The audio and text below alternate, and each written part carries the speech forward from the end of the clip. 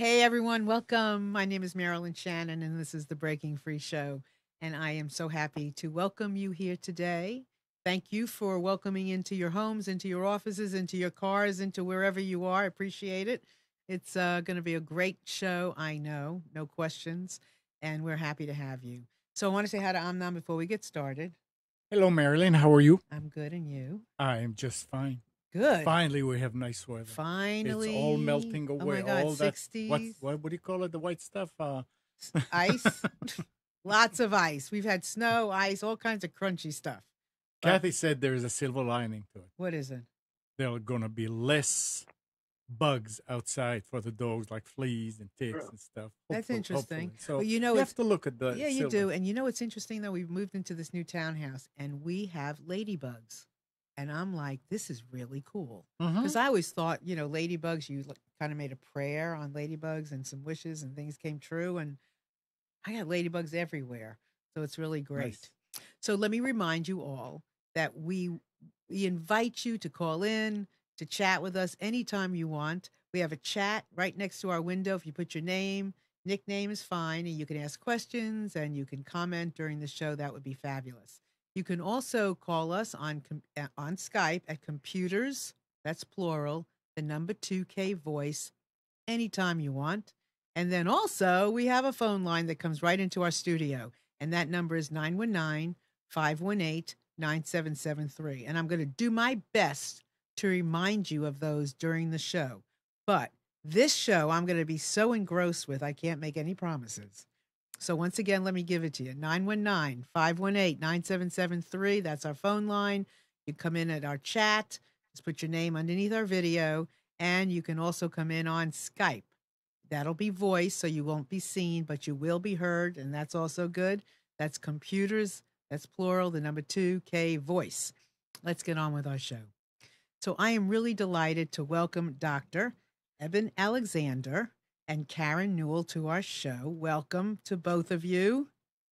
Well, thank you, Marilyn. It's great to be here. Yes, thank you so much. It's really great to have you. And I can read their bios, and I never like to do that because, I don't know, it just is reading, reading, reading. So, but let me tell you something. Several years ago, I had the pleasure of reading Proof of Heaven and Dr. Eben Alexander's book, which many of you, I'm sure, know. And it's a great book. I loved it. And my brother, who is a very straight doctor, is the one who told me to get this book. And I have never forgotten it. And it was just, sometimes books just leave an impression on you. And even when you read a lot of books, sometimes you can't remember one book from another. This one you can remember. So I want to remind everybody about that. And then Karen Newell, I'm really interested in what Karen has to say. So Karen, let's see, my thing just is her lifelong interest in ancient cultures and sacred sites. Let me see. I'm just trying. Her drive to understand the purpose of our existence. That's a great line. So we're going to hear more from Karen. Here's the book that they've co-authored together called Living in a Mindful Universe, a neurosurgeon's journey into the heart of consciousness. Here you go. We're going to be talking about this and a lot of other things. So, Dr. Alexander, where do we start? I think the easiest place to start is just first 54 years of my life spent honing a very conventional scientific worldview. Thought I was gaining some understanding of brain, mind, and consciousness, and fully bought into the modern conventional version of science, which is known as physicalism. That is, that only the physical world exists. And then in November of 2008, very suddenly, over just a few hours, I developed a severe case of bacterial meningoencephalitis. And it was probably one of the worst kinds you can have. It was gram negative. I was driven into coma within 3.5 hours and spent 7 days in coma. Those out there in medicine will realize that that is a story that basically never ends happily at all. And yet, shockingly, when I came back to this world after an extraordinary experience that was impossible by our modern neuroscientific understanding of the brain and our notions of how the brain might be the creator of consciousness, but my journey very clearly violated that whole set of concepts. And I think that's one reason why I'm often asked to speak at medical and surgical groups is they realize this story is far too bizarre to be something you can just kind of explain away like, oh, I guess every now and then something strange happens. This one really is exotic. And so it kind of forced me, just as it has forced many in the medical world, to rethink our notions of brain, mind, and consciousness. And I've spent the last 9 years since my coma trying to understand it and come to realize that my own personal journey of discovery parallels exactly an awakening that is coming to the modern scientific community over the nature of the brain mind relationship. And that goes very deep. It involves the leading edges of cosmology and quantum physics to try and even make sense of it. But that's kind of where I'm coming from, is trying to explain that. And that's why Karen and I go around the world giving our workshops, meditation play shops. This is all about getting in touch with who we truly are, and also especially that we're really sharing that one mind, and a way of coming to work that into our lives and bring health and healing to all of us. Thank you for that. So, Karen, is there something in particular you want to add to what Dr. Alexander just said? Well, I think it's important to realize that he's like a lot of people in this world. Our culture really points to the fact that materialism runs our world, and that is the idea that the physical is all that exists. So that it's wonderful that an academic neurosurgeon, because of his personal experience, has come around to realizing there is more than just the physical to our world. Yeah, it was so fascinating when I read the book that I could immediately realize the value in having somebody like Dr. Alexander be our messenger. I mean, what better messenger is there than somebody that wouldn't believe, that might not have been a believer, that becomes a believer, right? And comes back in the most extraordinary way. I mean, I'm not a doctor, but understanding this form of meningitis, you don't come back.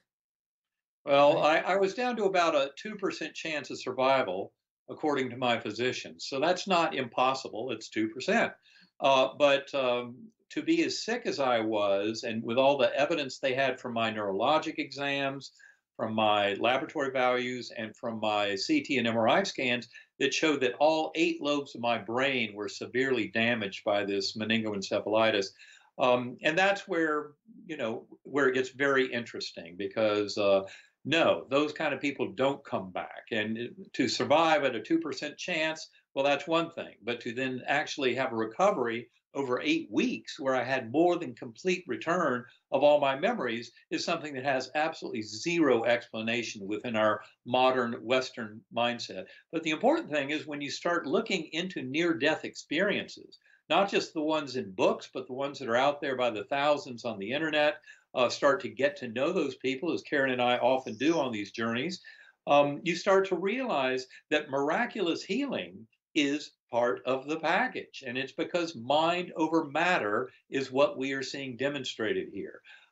These kind of miraculous healings, like my recovery, like Mary C. Neal's recovery, the orthopedic surgeon who wrote her book about her near-death experience after a kayaking accident in Chile where she was underwater for more than 30 minutes. Anita Morjani's beautiful book, Dying to Be Me, stage 4 advanced lymphoma, where she should have been dead within hours, and yet she had a miraculous recovery because of this extraordinary spiritual journey. And that's what a lot of living in a mindful universe is all about. It's about joining together science and spirituality. Neither one can move forward without the other. And that's why this is such an extraordinary time of awakening for humanity, because science and spirituality are coming together in this much deeper understanding. And the best part about it is it completely liberates the individual human being to gain control and manifest the free will of their higher soul in their own healing and completeness and wholeness, and in living the life that they came here to live. And that's what the book Living in a Mindful Universe is all about. So when you talk about consciousness, what do you mean by consciousness? Because I go through and I'll say, I'm conscious today, I wasn't conscious yesterday. Consciousness is a connection. How do you refer to definition of consciousness? Well, you really have to go back to square one. And in fact, the way I define consciousness now is it is the only thing that exists in the universe. It's not simply how does the physical brain create consciousness, because it doesn't. It's really more how does consciousness create all of the physical universe, beginning with the brain and the body, but then every bit of it is a projection out of consciousness. So it really is the biggest question and issue to all of modern humanity is this nature of that relationship of the physical world and of our kind of phenomenal experiencing of it. And how does that all interact? And what we find in quantum physics, in the modern world of physics and cosmology, is you cannot get away from the fact that consciousness must be fundamental. That's what the founding fathers of quantum physics tried to impress on us. And yet the physics community, the materialist scientific community, has great difficulty with that. They have no idea how to understand it, even though many physicists have moved beyond that and do realize we must place consciousness as fundamental. Roger Penrose is a renowned mathematical physicist from England who's made tremendous progress along these lines. But there are also others, engineers, physicists, who recognize that consciousness is truly fundamental, and this is the world that we have to start explaining. So yes, consciousness is well worth our attention. I wonder how you define quantum physics if you don't talk about consciousness. I mean, how do you even define it? Well, quantum physics is really the intersection between the physical world and our knowledge of the physical world. So it is the most fundamental assessment of the brain and of the mind. That's what quantum physics is that intersection. And so that's why it's been so difficult, because many in the modern physics community think that they buy into that supreme illusion. What Karen and I develop in the book is people have to acknowledge that what you're experiencing is not the world out there. You only experience a mental construct within mind that we assume is a faithful representation of a world that is out there, the physical world. And yet modern quantum physics, the deepest lessons of it in ever refined experiments, is telling us no, that there is no world independent of the mind of the observer. And we really have to go back to that very solid foundation and start building from there. So quantum physics is an essential part of it all. But of course, the empirical human experience of everything that we go through in our lives, from our mundane everyday consciousness, but all the way through these extraordinary near-death experiences, after-death communications, past life memories in children indicative of reincarnation. Every bit of it is the evidence for developing the model of how reality is really put together and how mind and brain really relate. But we're really at that point where we must get a far better idea of consciousness and of those relationships between the physical world and our phenomenal experience of it. I have a lot of questions, but I want to go to Karen first. What are you adding to this? Because I know you were about to say something before. Well, what comes to mind when Eben talks about quantum physics is how so many people want to hear the explanation of how it works. We look to our scientists to define the mechanism of how consciousness interacts with the brain. But from my perspective, I am more concerned about practicing in my daily life how consciousness interacts with my physical body and the physical world. And so I've spent a lifetime kind of noticing and paying attention to how my behavior, my attitude, my actions actually changes how the world revolves around me. It's as simple as in a relationship, for example, I might change my tone of voice, or I might change my approach in a particular argument or discussion. And as I do that, the person across from me changes their behavior. It's very simple how this all works. Now, in quantum physics, we're talking about not relationships, but how physical matter actually is affected by our attitude, our behavior, our choices. And the best way to see that in one's life is in your physical body. So your physical health, how healthy you are is a reflection of your behavior, attitude, and thoughts. And so paying attention to that throughout my life has been my personal laboratory of proving to myself that there is much more than the physical world. And so while we're waiting for scientists to catch up with all of this, we can actually prove for ourselves how this all works. Well, before we actually went live, I was sharing my passion for listening. And I only know what I know because I've somehow been tuned into this listening thing. Eben, just like you had this meningitis thing. And Karen, I'm curious about what your thing is. Mine was listening. My thing to share into the world is listening, because everything around us is giving off information. And the more when I tune in and I practice it more, then what you were saying, Karen, is exactly what listening is. Everything is telling me something. And so I'm listening, and then I listen more, and then I'm listening deeper, and then I'm, observing is listening. I have to listen my way into the observation, and then I have to listen my way out. Yeah, well, what's so interesting, I was a communications major in college, and what they teach us is more than 75% of our communication is actually nonverbal. And so listening cues are incredibly important, and paying attention to all of those different things, not just the words that are being said, but the energy behind them can be very useful. And later in life, I learned about the work of heart math, which tells us that the electromagnetic field of the heart that each of us has actually collects information out in the world and then brings it back into the body and feeds that information up to the brain. And I interpret that as our source of intuitive knowing. And that is part of this invisible, the non-physical that we're talking about. And many of us don't trust our intuition. We've been told that, oh, that's just nonsense. You can't trust that. You need to be able to see it, hear it, something with our 5 physical senses in order to trust it. And that is a tragedy in our society, because that fine-tuned listening that you're talking about is really a deep intuitive sense that is our birthright. And that is our connection to that greater self beyond just those random kind of racing thoughts that are going through our minds on a daily basis. It's getting behind all of that is the observer in quantum mechanics experiments that we can all get in touch with. So I am a licensed, I did heart math. I think that's one of my biggest lessons in life, was opening up to that and doing that. I think I did it about 15 years ago. Yeah. That was one of my big ahas.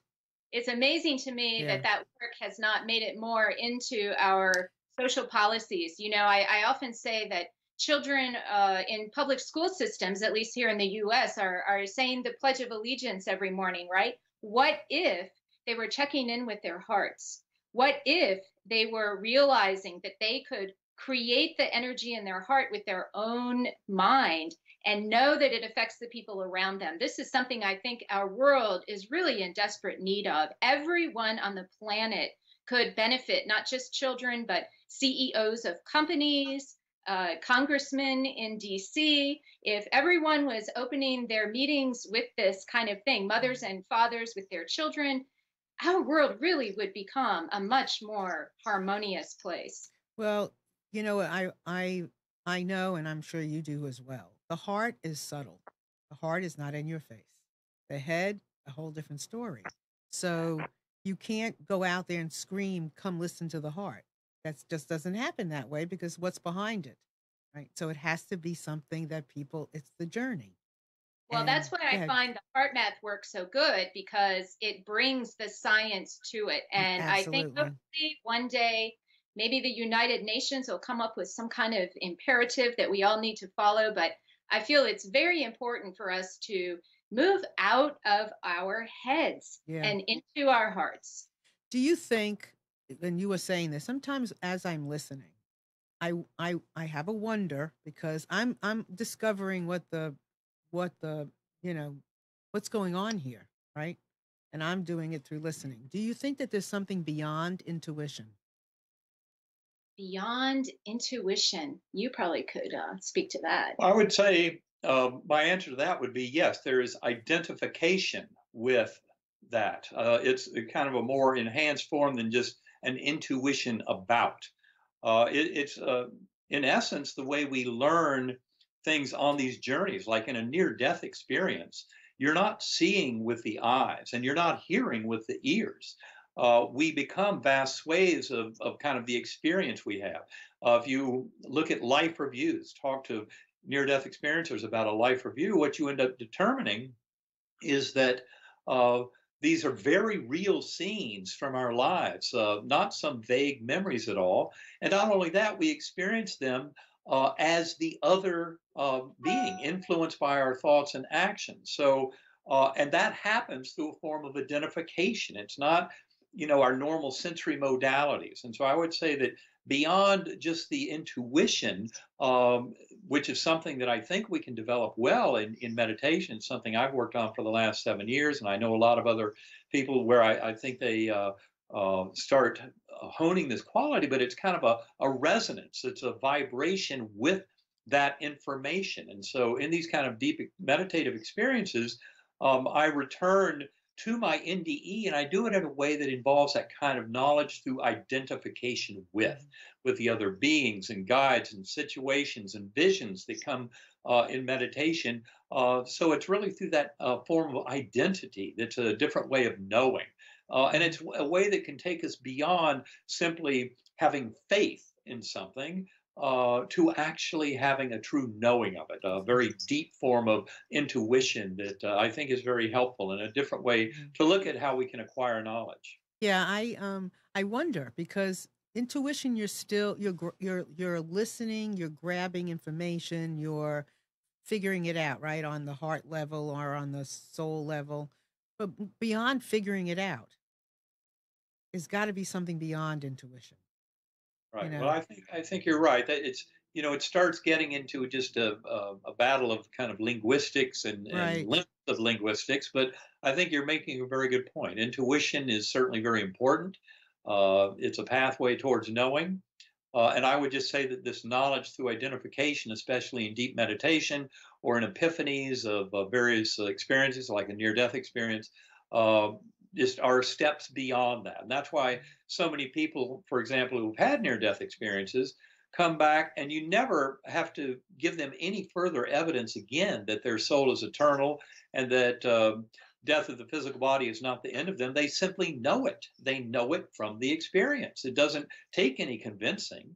And the good news, as we point out in the book Living in a Mindful Universe, is that every soul on earth, by being a conscious sentient being, has the power to come to this knowing.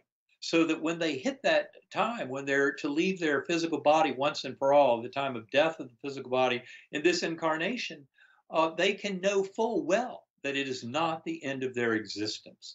And this is the kind of gift that we're trying to share in Living in a Mindful Universe and in all of the presentations and meditation play shops that we give, all the sacred acoustics work, is all about sharing that message that you don't need to be smoked down by bacterial meningitis to know everything I know about this reality of eternity of soul and of the afterlife and more by going within. So this is where I was going to go with the why are we doing this? Why do we understand this? What's the point? And I want to talk to you about the sacred acoustics. I know that's very valuable to all that we're doing. One thing I just want to ask you, Eben, is when I read your book, one of the things that I just I've never forgotten throughout that whole reading of your book after I read it was and correct me if I'm wrong, but you had an encounter with a sister. Is that right? Is that true? Well, that's what proved the reality of the journey to me. And a little bit of a spoiler alert for those who haven't read Proof of Heaven, but yes, that was what really tied it together. I mean, when I had this experience, it was such an extraordinary odyssey with literally far more real, sharp, vivid, and alive than anything I've ever experienced in this material realm. And that was just a tremendous shock to me, was how to make sense of it. Now, of course, initially, when I came back to this world, all of my knowledge of brain, mind, consciousness, all those years in neuroscience, every bit of that was gone. All I knew was where I had been. I knew the power of the spiritual journey, but I had been completely amnesic for the life of Eben Alexander through the whole thing. And so when I first came back to this world and my doctors were shocked that I was actually coming back in such a fashion. To me, I thought it had to be a vast hallucination. That's what my doctors told me initially. And yet, going far, far beyond that, I think um, was what happened, and that's the story we tell a lot more in detail in Living Right. in a Mindful Universe. But you're right. Essentially, it was the shock of finding out that that beautiful guardian angel on the butterfly wing was someone of deep importance to me, but I'd never known her in my life. And that has to do with the adoption story, and all the details are there for people who don't Right. know that story in Proof of Heaven. So you can Yeah, go read that's it. It's a shocker that brought me back into hard reality about the reality of my deep coma journey. It was not a hallucination at all. well, that's what one of the reasons I'm bringing this up is because if after this you have any, and we all have, the humanness of doubt, unless we experience some of this for ourselves. However, some things you just cannot deny. And it would be, and I really suggest to all of you listening, if you have not read Proof of Heaven, that you go and you read it, because it really was a fabulous read, and one you don't want to put down, and one that when you come away, you're like, okay, I believe this. It's really important. So I highly recommend that you do it. Talk to me about Sacred Acoustics. Well, when Eben and I first met, we were both using sound to kind of explore beyond the here and now within our consciousness. And I had, at that time, for about a year, been experimenting with sounds on my own with someone named Kevin Causey. And he and I were friends, and we would create our own frequencies. We sort of looked at what all the other people were doing on the market. I had been listening to them for many years, and we wanted to go further. We wanted to make our own journeys. And so we started to do that just for personal fun. And when I met Eben, we had been doing that for about a year, as I said, and he was the first one that we let listen to these sounds besides the two of us. And he absolutely loved them. It was a way for him to kind of take that neocortex offline again, to mimic that meningitis he had during his coma. Now, for Kevin and I, it was a way to get beyond those racing thoughts in our minds that, for me, when I first started to learn how to meditate, really got in the way. And the tones that we're talking about, we call them sacred acoustics, but it's binaural beats or brainwave entrainment technology. And it's very specifically designed to help bring the brain out of that beta state. The beta state is the analytical state that we're in, right now when we're talking and analyzing with people. That's the state when the thoughts are just going on and on. But when you want to get quieter, the state like theta, alpha, and then delta, that is the sleep state. But theta is that space between awake and asleep, when we call it the hypnagogic state, when you're first kind of falling asleep at night or waking up in the morning. In that case, it's the hypnopompic state. But the same thing, your body is profoundly relaxed, but your mind is still alert. And these tones serve to help shut down that monkey mind. It helps to activate the energetic system of the body. Music is vibration. Our bodies are made of vibration. Even materialist scientists will tell you that the physical world is made of strings of energy, vibration. And so the tones have a very powerful way of affecting people, and it happens differently for every person. The best thing to do is try it for yourself. And for that purpose, we have on our website, sacredacoustics.com, a free download that you can try for yourself. It's best to listen with headphones. People have all different kinds of reactions. And yes, you can do things like communicate with the soul's departed loved ones. You can increase intuitive abilities, get more in touch with that higher self, that you're really much more than this physical body. Or some people use them just to focus better, for study, for work, or even just to get a better night's sleep. So anything where you want to change your brain state, these binaural beat sacred acoustics tones can be quite effective indeed. So it's interesting because these tools are ways of helping you, change your state, or acquire something, that peace, so that you can go deeper and find these other realms and do the work you have to do. So these tools are really important, whether we're talking about the sacred acoustics, you're talking about heart math, you're talking about different kinds of tools that help you get there. Meditation. This is what we're suggesting. Is that correct? That is correct. And meditation is one of those words that a lot of people have different interpretations of. I know at one point I was very intimidated by that word meditation because I thought it meant I had to be some kind of monk in a cave or something in order to really do it right. And in our modern Western world, that's not very realistic. And so having tools to help us get there quicker is the Western way. And this helps us do that. And for me, they've been really useful training wheels because over the years, all the different kinds of tones that I've listened to have helped me learn how to recognize different states in my mind, in my being, so that I can reach those states without the use of the music. And there's so many different ways to interact with consciousness. There's out of body experiences, lucid dreaming, remote viewing, mediumship, all kinds of ways to do this. And I tried lots and lots of them. And every time I went to a different teacher, I learned different techniques. And some of those techniques worked and some of them didn't.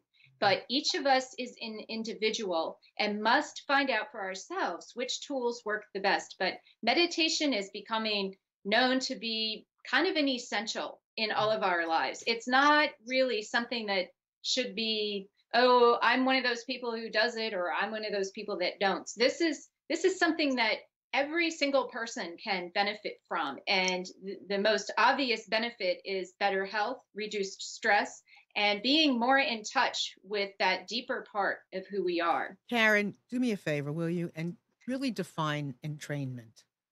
Okay, so binaural beats are a system of delivering one frequency to the left ear, a different frequency to the right ear. It is the difference between those frequencies, I'll use the example of 4 hertz, that matters. And so the EEG device that reads the electric signal of the brain measures in the same hertz that we hear sound, cycles per second. And so a 4 hertz tone mimics that theta state, because 4 hertz is that border between delta and theta, awake and asleep. And so it's a very complex, formulaic sort of thing, but we put together all different recipes of these different frequencies to deliver what we feel is helping drive the brain down into those lower states of awareness with a little bit less effort than just sitting quietly and trying to do it by watching your breath and whatnot. Now, watching your breath and whatnot is also very important. And I often say that other meditative techniques can be incorporated while listening to these different tones. But the main thing to remember is that we are driving very specific frequencies to bring the brain into those lower states of awareness as you said, a tool to help people achieve that without 10,000 hours of meditative practice, which is what Tibetan monks need to do in order to become experts at meditation. Now, I would simply add that I was attracted to that technology beginning about 2 years after my coma, because I basically was informed how these sound signals are intersecting in a very primitive part of the lower brainstem. So that's why there's so much power to this, because we've tried many different techniques of getting into altered states of conscious awareness, and some of those have involved, for example, visual stimuli. But the problem with the visual stimuli is it's all stuff that's occurring way up in modern parts of the brain when you talk from an evolutionary standpoint in the higher aspects of the neocortex, whereas sound, especially this differential frequency sound, is actually targeting a very ancient and primitive circuit in the lower brainstem that arose more than 300 million years ago, when vertebrates, reptiles, amphibians first crawled out of the muck. So there's a general principle in kind of neuroscience going, if you want to really get back to the most primitive levels of consciousness, you need to be addressing some of those most primitive structures in the generation of consciousness. And that's why this binaural beat phenomenon, which was first discovered in the mid-1800s by a Prussian physicist, why they are so powerful. Binaural beats were used in the late 20th century to help people get into out-of-body states, remote viewing states, various forms of non-local consciousness. And that's why I think the sacred acoustics, to my point of view, is the most powerful such brain entrainment I've ever encountered. It's an extremely facile way to get quickly into deep transcendental levels of consciousness. And I would also add, as far from what I could be wrong, because stuff is deep. Entrainment is just like when they did the piano. I remember my mother used to tell me they put on that metronome. Yes, and then so you would connect with, it's a connection. Same thing. If we are all if as many of us can be entrained and in sync on a similar level, can you imagine the connection we can experience when we are entrained together? Well, it's a general principle of information transfer in the universe that whenever you have any kind of wave, and basically everything is a wave, right. That you can build up and you can build down. You can have constructive and destructive interference of waves, and all of this is just different forms of information that comes in a wave-like structure that vibrates within space and time. And in fact, in the spiritual dimensions, it's vibrating within higher levels of comparable spatial and even temporal dimensions. So this is really just a common kind of means of information transfer in the universe, is this kind of resonance, like the heart resonance we were talking about earlier. But likewise, this kind of use of brainwave entrainment is a form of using vibration and frequency and alterations in time and space to alter our pathways of information flow and understanding. So many of you might be out there saying, so why does this even matter? I mean, that's a good question. I'm glad you asked. So why does this matter? I mean, we talk some about healing, but why does this matter? Why does this matter?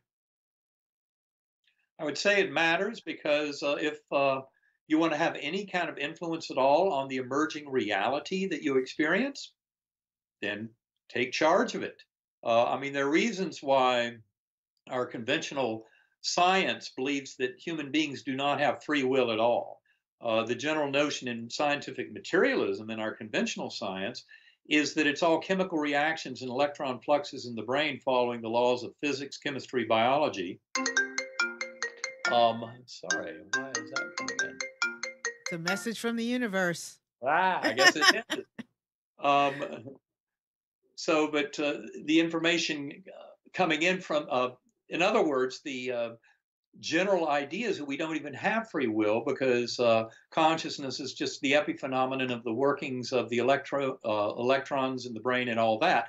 Well, we know that that is false, and we go into that in Living in a Mindful Universe. But those arguments about the lack of free will and that we're just automatons can bear true if we simply go through like automatons and living our lives. So this is really about getting in touch with higher purpose and higher meaning. And not only that, but with connection with others and getting insight, creativity, all kinds of information about our relationships with others, and not from the down in the weeds point of view of the ego, but from a much higher kind of position of our higher soul. And so we're really talking about taking control of your life, not being victim of any kind of circumstance, but actually taking that helicopter view, which will help you to make the appropriate decisions. This is all about choosing love over fear. And so why it matters is to become more complete. More of who we came here to be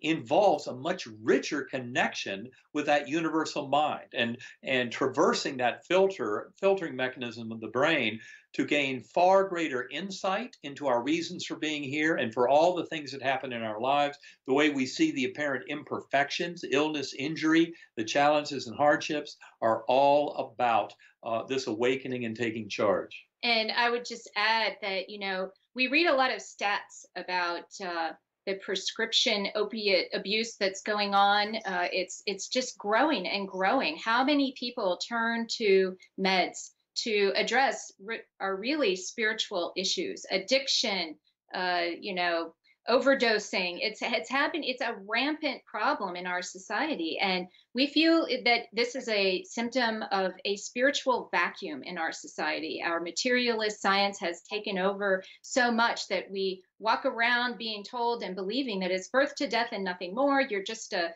product of neurons and hormones, that you really don't know. You really can't control what's happening in your life. This has disempowered our entire society, and I think the more of us who begin to realize that we are spiritual beings temporarily residing in a physical body, this is why it matters, because knowledge of that helps us to address issues in our lives in much more useful ways. And knowing that it's not birth to death and nothing more, that the hardships that we're experiencing now are part of a bigger plan that we were involved with creating. This is why it matters, because our world works in a way that we're not really consciously aware of. And we're trying to make a change in our contemporary society's worldview to really acknowledge that spiritual part of our existence.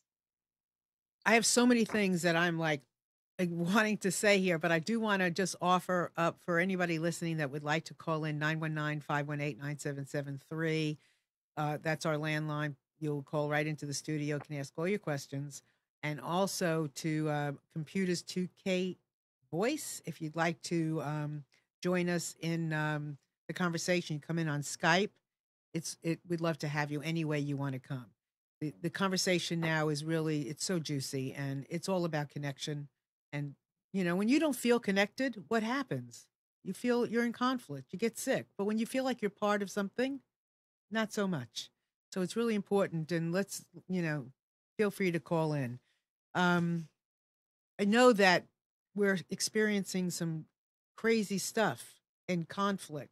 And that's one of the reasons we started the show years ago called Breaking Free, was so that we would help empower through educating, through showing different people doing different things, suggesting different things, philosophies, so that we would be able to make our own decisions, and that we would not feel alone, and we would feel connected and know that there is more than just what our materialistic world is showing us.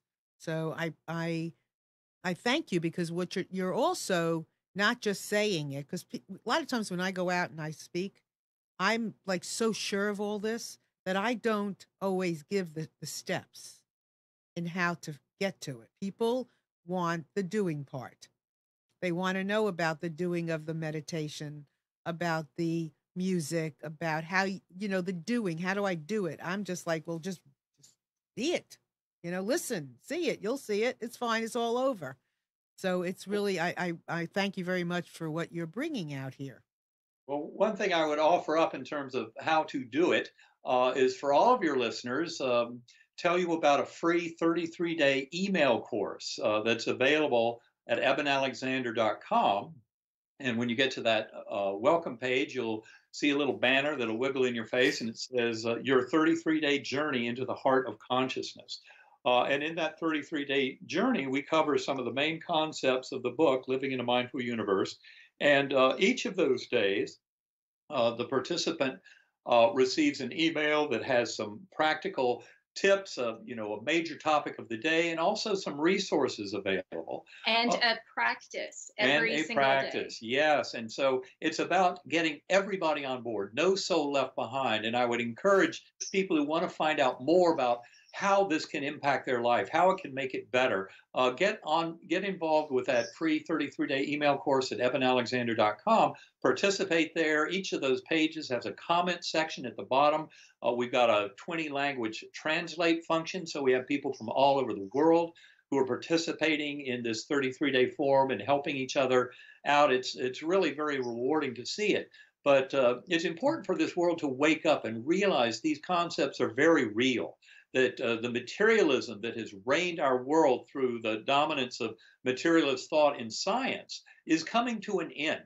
And we don't have to look too far to realize how much damage some of that materialist thinking has caused. When you look at the divorce in the 20th century between human spirit and the successes of science and technology, the chemists creating high explosives and poisonous gases in World War I. That was their sin. The physicists in World War II creating nuclear weapons.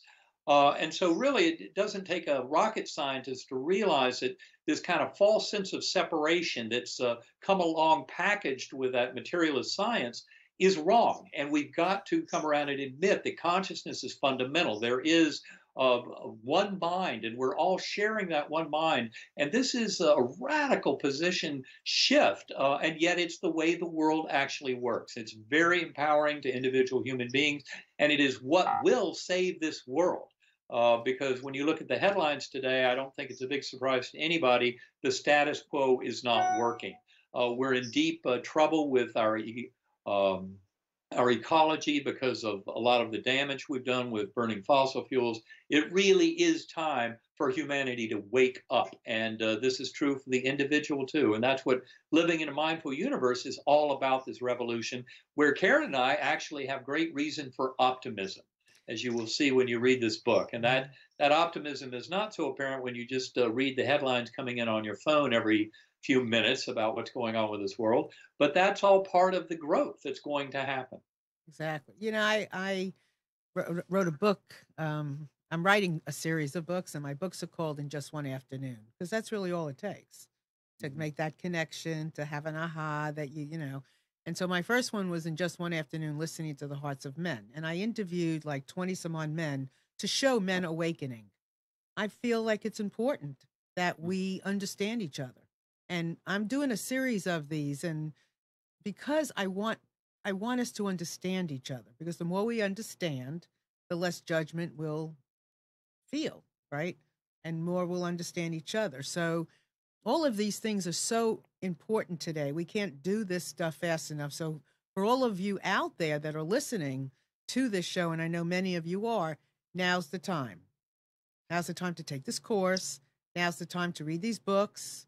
Now's the time to talk about it and join these groups, because the more people that do, and there's plenty of us out here, the better the world's going to be. So also take just a few moments, because I have some questions. I don't want to leave. Just share about where you're traveling to, because I know you're going to be in North Carolina a couple of times and then somewhere exotic. So tell everybody where you're going to be. We'll be in the Bahamas at the Shivananda Yoga Retreat Center, which is really a wonderful place to be. This will, I think, be our 5th time in February, I believe February 17th to 19th. And will be some other places, but EbenAlexander.com has a calendar right there where you can find out. We go to Omega in upstate New York every fall, and we'll be at 1440 Multiversity also in the fall. We'll be down in Miami and Sarasota in Florida coming up in the spring. So yes, keep your eye out for when we'll be in your area.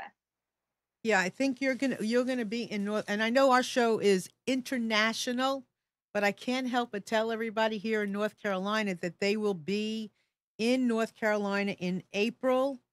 Oh, excuse me, April 15th in Winston-Salem and April 27th at the Rhine. It's an institute in Durham, Rhine Center in Durham. So amongst all the other places they'll be, they're going to be in North Carolina, just so you know. Thank you for finding those dates. We often don't know till the week before where we're going next. So. Although the dates are all available there at, well, we're updating it now, but at EbenAlexander.com, there is an event page that will list dates. Good. And of course, people can also follow us on Facebook and Twitter, where we try to make announcements about anything. If you go to Eben Alexander MD or Sacred Acoustics on Facebook, you can find us. And on Twitter, I am Life Beyond D, just that short little Twitter name. And I'm Sacred Acoustics. Cool. So, and I also, can you just share real quick about, I just also want to tell you, communication for me is key. And I want to talk to you just a second about the way I do some of my communication, which is with eye contact. And it is a local to North Carolina company, but obviously they work with people all over the world. And it's a great way to connect and send your message out. And if you are interested, you can get a 30-day free trial. And if you really like it, which I hope you will, then you'll have a $25 gift. and if you just put in breaking free, and I'll tell you what, I love it because it's personal and they handhold me, which I need. So check out Eye Contact. So based on where you've both been, how do you when you staying mindful and staying in this conscious state, what does that mean? Do you stay really healthy then? Well, I think we're both rather healthy, yes, but how it shows up for me is for example, if I'm in a discussion with someone and it gets a little tense, if maybe we're having an argument or something, which can happen in any given conversation and in a disagreement, what I'm able to do because of my practice with getting to know that observer within, I'm actually able to enact that observer right there in the moment of the difficult conversation. And my observer can kind of rise above, see what's going on, and find a solution. And I'm able to pay attention to what that is in that moment and make a change right then and there. And that's one way, very practical way, that this sort of practice can really help you on a daily basis. And being able to kind of detach from those emotional reactions and realize that those reactions are something that's being triggered inside of you and not necessarily the external stimulus is very helpful in trying to resolve conflict and difficulty so that you can move on and really start to focus on using intention to manifest what you want to show up in your life. And there's many ways that it works. What about you? Well, what I found, as I said, I first started getting interested in binaural beat technology about 2 years after my coma. And I've spent the last 7 years, especially in all of this effort with sacred acoustics. I try to meditate an hour or two, even more a day if I can. And what I've seen is that over time, with this daily pattern of meditation, where I get a very rich kind of interaction with that primordial mind and thinning of the veil of my brain to really connect deeply with that source consciousness, and especially the wisdom and acknowledgement, as Karen has shown me so well, of heart consciousness and of that heart resonance. What I found is that all of these things just start to flow. I mean, the noticing of all is well, and that the world seems to be kind of presenting opportunities and communications and relationships and people and events and things like that are always very favorable. They're always like following the breadcrumbs to go in the right direction. So it's really just kind of an opening of awareness and an enhancement and a cultivation of a much richer relationship with that one mind, with that source consciousness that is the origin of all that is. And what I find, of course, is that this kind of meditation, it turns out it's like training wheels. So what it does is it helps your mindset to become more connected with that, to develop your powers of intuition, your powers of knowing. So I can't imagine anyone in the current day and age, especially with a lot of the medical research coming up showing the benefits of meditation, of going within and of evolving this connection with the universe and with higher purpose. I don't know why anybody wouldn't be doing it. It's an absolute godsend. And it really has helped tremendously in a lot of this work. And of course, that kind of process and that kind of growth personally comes through a lot in this book, Living in a Mindful Universe, because it's really a very personal sharing from Karen and myself of how we have been able to really benefit from this kind of knowing, this kind of shift in worldview, and this kind of practice in our lives every day. I'm going to show the book again so everyone can see it. And there you go. My fingers are in the way. I hope not. But I am reading it, and I really am enjoying it. It's everything. I won't say, I'm reluctant to use the word everything, but it has the science, it has the spirituality, it has proof. It's very interesting, and it's easy to read. And there are times where I had to go back and read some things again because I'm really good at understanding things on this level. And there were times that I had to go back and like, oh, wow. And I had to go back and read it again. So I highly recommend it. And this thing about meditation, one of the great points about heart math is also learning to meditate in action. That was one of the things that I love so much, is because we don't always we have a thing made up that we have to go into a room, close the door, close the lights, and be like by ourselves. It's not the only way to do it. You know, music offers us a form of meditation, meditation in action. You know, there's all kinds of ways of getting to this place where we can get this information. So it's really important. I want to ask you, I have to ask you, uh, where is God in all of this? Everywhere. Everywhere. But not a religious God. Okay. There's no religious God. God is like it's the force in Star Wars, although not with the good and evil going on. It's Eben, you really have to spell that out. Well, the God source is the source of all that occurs in the universe. And that most fundamentally includes a connection of our mind, our consciousness. And we're not separate from that. I mean, there are many different revisions of kind of my Christian upbringing that I had to go through after this experience. It was not just I would say it's actually more of a return to the original Christianity, but not the version of Orthodox Christianity that we've been fed over these thousands of years. But it's actually deeper than that because it's a consolidation of the mystical traditions of all the great faiths. So you really can't have any one religion trying to claim it. It's the deepest sense of that oneness, of that power, that force. It's what empirically people who've had spiritually transformative experiences have encountered. It's why near-death experiencers come back knowing there's no fear of death, because they have reunited with that source, with that incredible power of infinite love, that God force at the core of the universe, absolutely alive, real, and well. And yet some of our Orthodox religious systems have tried to create this picture of separation, like the Orthodoxy tries to make, you know, one version better than the other, and all of that. And that's where the nonsense comes in, because there is no separation. We are one with that God. We are one with each other. We are bound together through that force of love. There is not a countermanding force of evil. That's the interesting thing. The apparent darkness and evil in our universe is really the lack, the absence of the light and love. But each and every one of us, as a projection of that universal force of oneness and love, that God force at the core of the universe, we can bring that light and love into our lives and channel it, serve as a conduit to bring it into all other lives.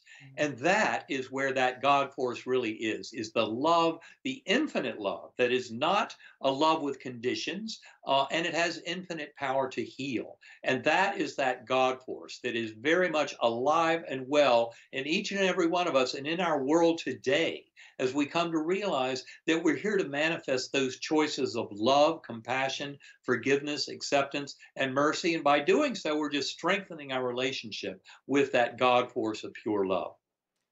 Well, that was a perfect. Go ahead, Karen. Go ahead. Say that. Go ahead. No, I said nicely said. Not yes. You took the words out of my mouth. Yeah. And I'm so glad you spoke. You know, we kind of saved that big question, even though I've been wanting to ask. It just you know, it was a perfect time because it's important to understand nobody owns the mountain. You know, yeah, and when I was younger, I had a lot of trouble with organized religion. And in the process of kind of rejecting organized religion, I rejected that God concept. But I was fine with connecting with nature. I was fine with connecting with a source greater than me. But taking away the dogma of it really helped me realize that nature is that God force. And so we don't need to get bogged down with divisive kinds of dogma. And we don't have to throw out religion at all, to the extent that any religion promotes that we're all in this together, that all life is to take care of all other life, that love is the binding force of all that is, then that's fine. And that it's all about connection, that we're connected with that and have influence in that world. So our religions are okay as long as they promote that oneness and togetherness and get rid of this insane notion of conflict and warfare between us. It's all about united together through that love and that God. And that's what I think all religions in their deepest meditative tradition bring to the fore. And that's all we're trying to bring back to this world. So it can't be any other way. It's impossible. Nothing else makes sense. But I have to ask you one quick question, and it's not a quickie. but I need a quick answer. Do you see it going in the right direction? Absolutely. Absolutely. Yeah, and in fact, many people kind of wonder, how can you be so optimistic with all the bad stuff in this world, all those headlines we keep seeing about the insanity in Washington, et cetera.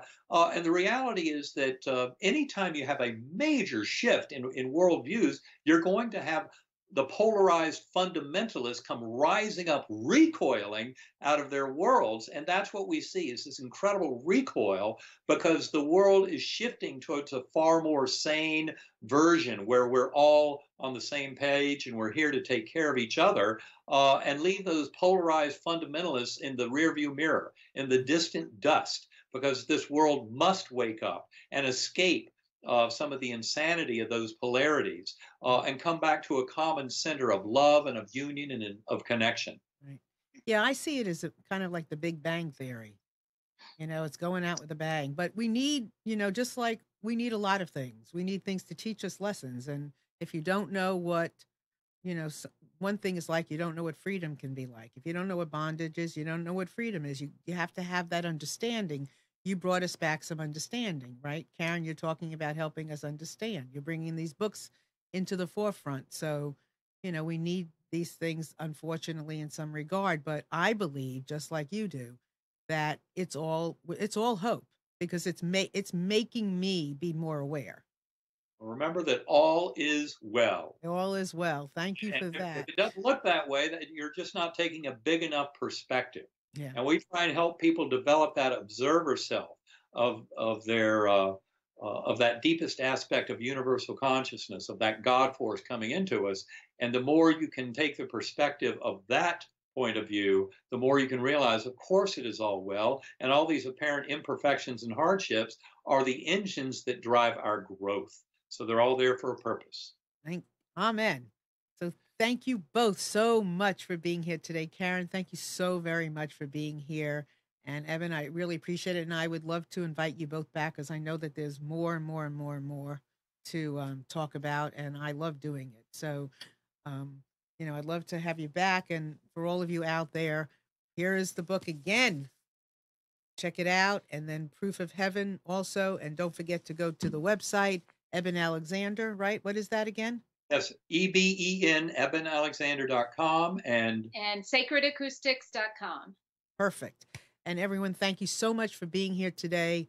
Connect, be in your consciousness. Just what does it mean to you to walk the next step? Just being aware and in consciousness, and just play with it and see what you get, see what you see.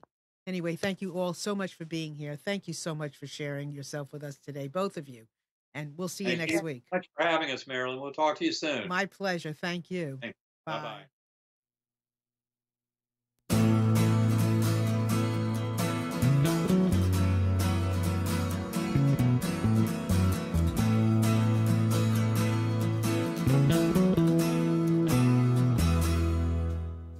You are tuned to the Nissan Communications Network. If you tuned in too late, you can always watch each program in its entirety or download an MP3 audio file of it in the archives section at nissancommunications.com. Don't forget to subscribe to our YouTube channel, follow us on Twitter, and like us on Facebook. Sponsored by Telestream's Wirecast software, StreamingGear.com, Carolina Apparel, and DeltaForce.net.